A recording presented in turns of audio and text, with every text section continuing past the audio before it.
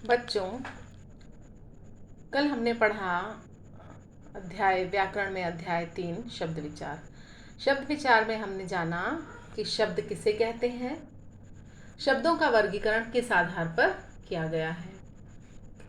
तो शब्द किसे कहते हैं, वर्णों के सार्थक समूह को शब्द कहते हैं, या ध्वनियों का ऐसा मेल जिसका कोई निश्चित अर्थ होता है वो शब्द कहलाता है। ठीक है।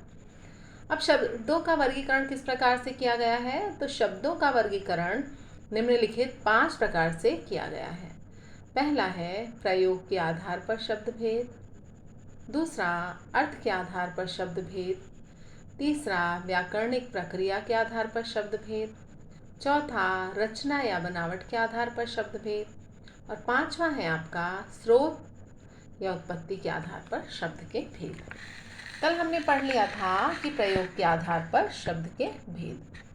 तो प्रयोग के आधार पर शब्द भेद कितने हैं? 2 हैं, सार्थक और निरर्थक। सार्थक शब्द के बारे में हमने जाना था कि सार्थक शब्द क्या है कि जिन अर्थ शब्दों का या जिन शब्दों से कोई ना कोई अर्थ निकलता है, या जिन शब्दों का कोई ना कोई अर्थ निकलता है, या जिन शब्दों का कोई ना कोई अर्थ होता है, वे सार्थक शब्द कहलाते हैं ना। सार्थक समझ में आ रहा है, स प्लस अर्थ यानी कि अर्थ के साथ, यानी जिन शब्दों का अर्थ होता है या जिन शब्दों का अर्थ निकलता है वे सार्थक शब्द होते हैं। उदाहरण भवन, जल, घर आदि। अब निरर्थक शब्द क्या है, उसका विपरीत निरर्थक यानी जिन शब्दों का कोई अर्थ नहीं निकलता। बहुत आसान सा, जैसे हम कहते हैं घर वर, खाना वाना, पानी वानी, चाय वाय। तो चाय का अर्थ है लेकिन वाय का अर्थ नहीं है, खाने का अर्थ है लेकिन वाने का अर्थ नहीं है, घर का अर्थ है लेकिन वर का वैसे तो अर्थ है ना, लेकिन जब हम घर के साथ इसका प्रयोग करते हैं तो घर तो सार्थक है और वर निरर्थक शब्द हो जाता है। लेकिन वैसे देखा जाए तो वर का अर्थ होता है। ठीक है ना। वर, दुल्हा को वर कहते हैं हम लोग, या जैसे कहते हैं ना कोई वर मांगो, यानी कि आप कोई अपनी इच्छा मांगिए, है ना, तो वो होता है वर। अब अर्थ के आधार पर शब्द के भेद। तो अर्थ के आधार पर शब्द को 4 भागों में बांटा गया है। पर्यायवाची शब्द, अनेकार्थी शब्द, एकार्थी शब्द, विपरीतार्थक शब्द। इसमें और भी होते हैं, जैसे अनेक शब्दों के लिए एक शब्द, समश्रुति भिन्नार्थक शब्द, वो इसमें दे नहीं रखा है लेकिन वो भी यही होते हैं। पर्यायवाची शब्द, अनेकार्थी शब्द, एकार्थी शब्द, विपरीतार्थक शब्द, अनेक शब्दों के लिए एक शब्द, समश्रुति भिन्नार्थक शब्द, है ना, वो भी इसमें आने चाहिए जो कि इसमें नहीं दिया हुआ है। तो पर्यायवाची शब्द समान अर्थ बताने वाले शब्द पर्यायवाची कहलाते हैं। जैसे कि मान लीजिए हम लेते हैं कमल, तो जलज, ठीक है ना, नीरज, पंकज, तो ये कमल के ही पर्याय हैं। और इसको हम दूसरे शब्दों में समानार्थी शब्द भी कहते हैं क्योंकि समान अर्थ देते हैं ये शब्द। उसके बाद अनेकार्थी, जैसे कि आपको नाम से ही समझ में आ रहा है, जो शब्द एक से अधिक अर्थ देते हैं वे अनेकार्थी कहलाते हैं। एकार्थी शब्द जिन शब्दों का केवल एक ही अर्थ होता है, जैसे घर, ठीक है ना, हम घर बोलते हैं तो बस उसका एक ही अर्थ होता है, तो वो एकार्थी होते हैं। विपरीतार्थक, विपरीत अर्थ देने वाले, जो विपरीत अर्थ देते हैं, उल्टा अर्थ देते हैं, वे विपरीतार्थक शब्द कहलाते हैं। अनेक शब्दों के लिए एक शब्द भी इसमें आते हैं, यानी कि जब भाषा में अनेक शब्द हम प्रयोग कर रहे हैं तो उससे भाषा में थोड़ी सी क्लिष्टता आ जाती है, कुछ असुविधा सी होती है, उसके लिए हम एक शब्द प्रयोग करते हैं। जैसे शाक भाजी खाने वाला शाकाहारी, तो शाक भाजी खाने वाला अनेक शब्द हो गया, उसकी जगह एक शब्द है शाकाहारी। अब इसके बाद हम जानते हैं, देखते हैं व्याकरणिक प्रक्रिया के आधार पर शब्द के भेद। तो व्याकरणिक प्रक्रिया के आधार पर जो शब्द के भेद हैं 8: संज्ञा, सर्वनाम, विशेषण, क्रिया, क्रिया विशेषण, संबंध बोधक, समुच्चय बोधक और विस्मयादि बोधक। और वैसे भी शब्द कितने प्रकार के होते हैं हम कहते हैं, तो शब्द 8 होते हैं: संज्ञा, सर्वनाम, क्रिया विशेषण, है ना, क्रिया विशेषण, संबंध बोधक, समुच्चय बोधक और विस्मयादि बोधक। अब हम आगे जानते हैं कि रचना या बनावट के आधार पर शब्द के कितने भेद होते हैं। तो रचना या बनावट के आधार पर शब्द हम पढ़ रहे हैं, इसके 3 भेद होते हैं: रूढ़ शब्द, यौगिक और योग रूढ़।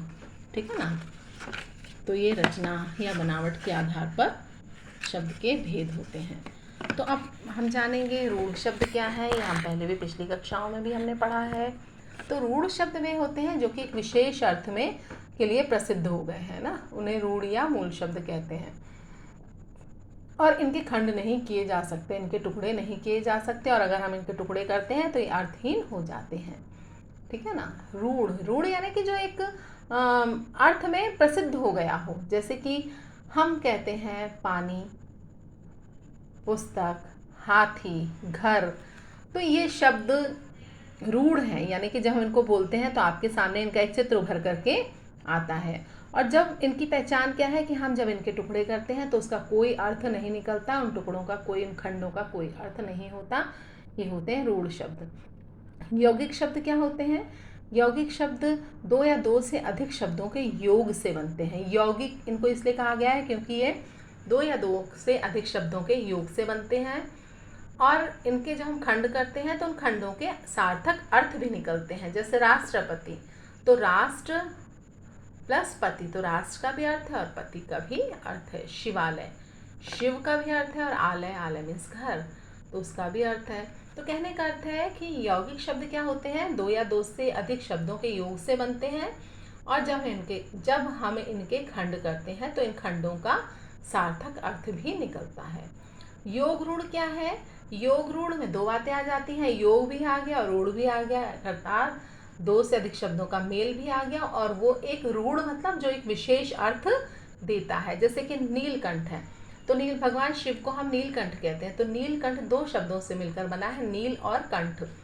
तो नील मीन्स नीला और कंठ मतलब गला। लेकिन हम किसको कहते हैं नीलकंठ? हम भगवान शिव को कहते हैं, है ना, नीलकंठ।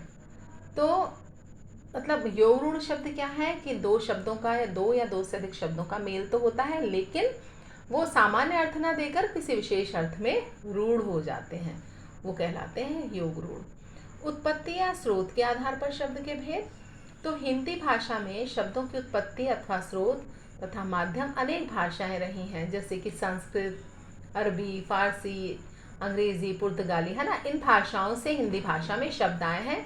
तो उनके आधार पर, उस उत्पत्ति के आधार पर शब्द के 5 भेद किए गए हैं: तत्सम, तद्भव, देशज, विदेशज और संकर शब्द। तो तत्सम, तत्सम मतलब उसके समान, यानी कि क्योंकि हिंदी भाषा का जन्म संस्कृत भाषा से हुआ है और अनेक भारतीय भाषाओं का जन्म संस्कृत भाषा से ही हुआ है। संस्कृत भाषा भारतीय भाषाओं की जननी है।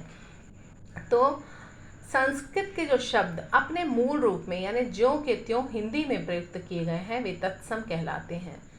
तो जैसे कि उदाहरण के लिए हृदय, ग्राम, दिवस, अग्नि, जिह्वा, कर्ण, सूर्य, क्षेत्र, मतलब संस्कृत के शब्द जो अपने मूल रूप में, अपने वैसे ही रूप में ही हिंदी में प्रयुक्त हुए हैं, वे तत्सम कहलाते हैं। तद्भव यानी उनका फिर से जन्म होना।